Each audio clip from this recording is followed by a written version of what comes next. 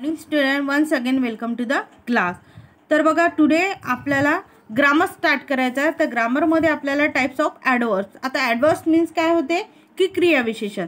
तर आता ॲडवर्ब्समध्ये verb, adjective आणि अदर ॲडवर्ब्स जे असतात त्याबद्दल माहिती सांगितली जाते. आणि यामध्ये जे क्वेश्चन विचारले जातात ते how, when, to what degree or intensity or where या क्वेश्चननी हे म्हणजे क्वेश्चन जे विचारले जातात ते या वर्ड्सनी विचारले जात असतात.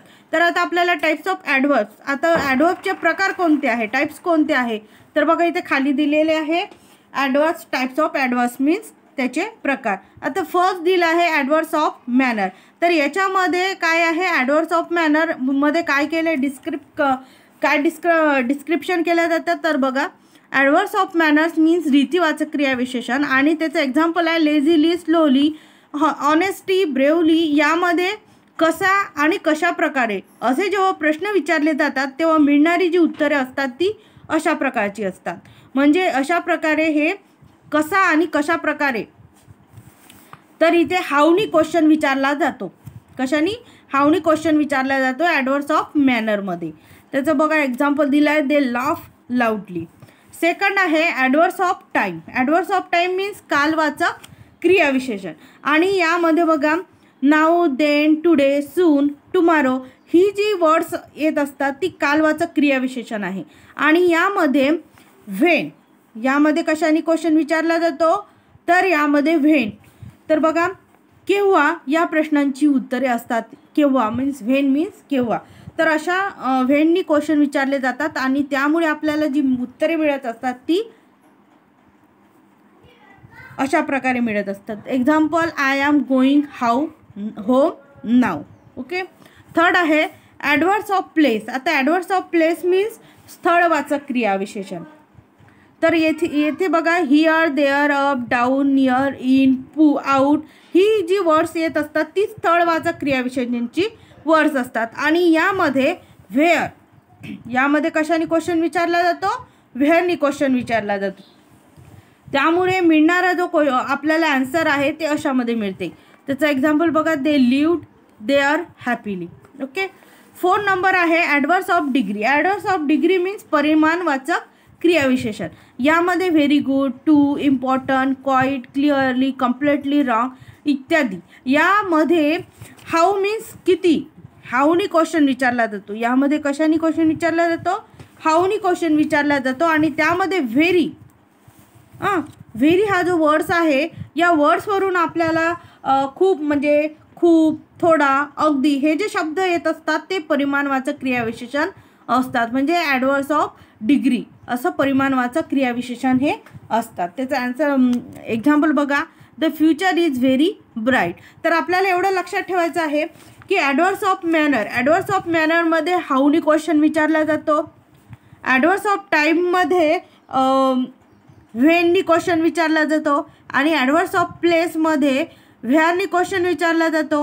आणि ॲडवर्ब्स ऑफ डिग्रीमध्ये हाऊनी क्वेश्चन विचारला जातो. अशा प्रकारे आपल्याला हाऊ, व्हेन, व्हॉट आणि वेअर हे 4 जे वर्ड्स आहेत ते लक्षात ठेवायला पाहिजे. आणि हे वर्ड्स कोणत्या टाईप्समध्ये टाईप्स ऑफ ॲडवर्ब्समध्ये यूज केले जाते हे सुद्धा आता तुम्हाला लक्षात येईलच. तर बघा इथे क्वेश्चन हे दिला आहे, tick the correct adverbs to complete each sentence.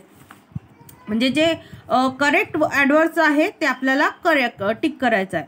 First आहे there was a dark cloud floating. आता बियॉन्ड, अबव की बी साईड, तर काय येणार, अबव. सेकंड आहे listening to inspiring tales is blank encouraging.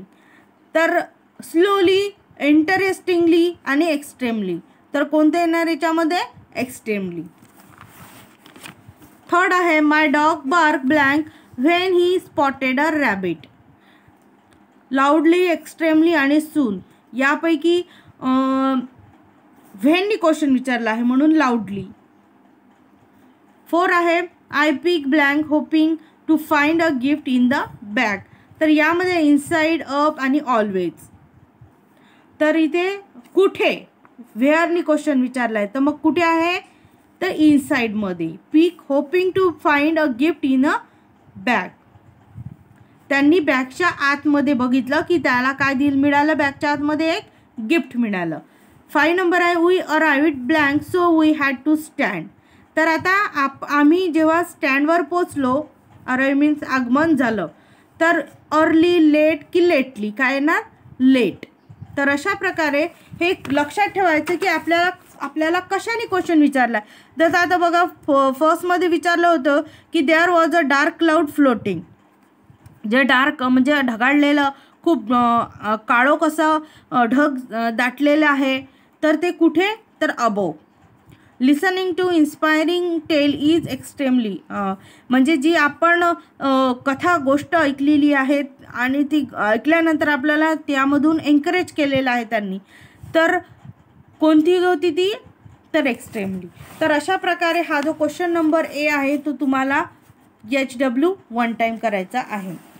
तर बघा बी आहे completely this paragraph with correct adverse from the bracket. तर इथे काही ब्रॅकेटमध्ये जे ॲडवर्स दिलेले आहे ते करेक्ट, आपल्याला कोणते करेक्ट ॲडवर्स आहे ते लिहायचं आहे. Vineet practice extremely hard for his role in the school play. He was nervous as he stepped onto the stage. On the other hand, his father, a famous theatre actor himself, was remarkably confident about his son's talent. He knew that Vinith's performance would be great. Vinith's turn came soon, and he proved his father right. The school magazine praised his performance highly and said that he was talented actor. तर अशा प्रकारे आपण हे जे correct adverse आहे ते आपण लिहिलेले आहे. नंतर बघा एक मेसेज आहे, आपल्याला रायटिंग अ मेसेज. जो मेसेज आहे रायटिंग अ मेसेज, एक मेसेज लिहायचा आहे. Read this telephone conversation between Shruti and her brother Sahil. As Shruti needed to leave for her karate class, she left a message for her mother regarding Sahil's call. Write the message is not more than 50 words. तर आपल्याला एक message लिहायचा आहे telephone कन्व्हर्सेशनचा, Shruti आणि तिच्या भावाचा साहिलचा. आणि श्रुतीला एक लिव्ह नोट करायची आहे, म्हणजे ती कराटे क्लासमध्ये जात आहे आणि तिथे तिला निघणार आहे ती, आणि she left a message for her mother. आणि तिच्या आईला ती कधी निघणार आहे ते टाईम वगैरे तिच्या आईला ती सांगणार आहे एक मेसेज करून. आणि तिचा जो भाऊ आहे साहिल, याला तिने सांगितलेलं आहे की आईला एक मी कॉल करणार आहे, म्हणजे एक मेसेज करणार आहे, तर तो कशा प्रकारे करायचा. म्हणून हा जो मेसेज आहे आपल्याला तो 50 वर्ड्समध्ये लिहायचा आहे. जे कन्व्हर्सेशन झालं आहे त्यांचं टेलिफोन कन्व्हर्सेशन श्रुती आणि तिचा भाऊ साहिल यामध्ये, तर श्रुतीला एक लिव्ह नोट करायची आहे, एक मेसेज लिहायचा आहे. कराटे क्लासमध्ये निघायच्या वेळेस तिला किती वाजता निघणार आहे, काय निघणार आहे, तर अशा प्रकारे एक मेसेज आपण लिहिला आहे. बघा पहिले काय टाकायची, डेट टाकायची, नंतर किती वाजता टाईम टाकायचा, आणि मग साहिलला कॉल केला. He is living for Asansol eagerly tomorrow morning for his match.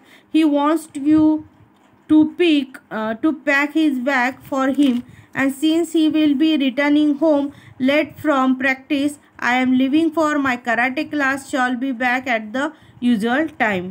Shruti.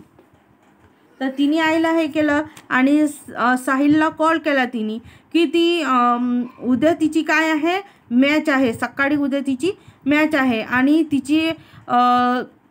तिच्या भावाला सांगितलं तिने की तू आईला असं सांग की उद्या माझी मॅच आहे आणि ते मॅचमध्ये मला जायचं आहे, तर त्यासाठी माझी जी बॅग आहे ती पॅक करायची आहे, आणि मला घरी यायला काय प्रॅक्टिस मी करत आहे, तर मला घरी यायला वेळ होणार आहे.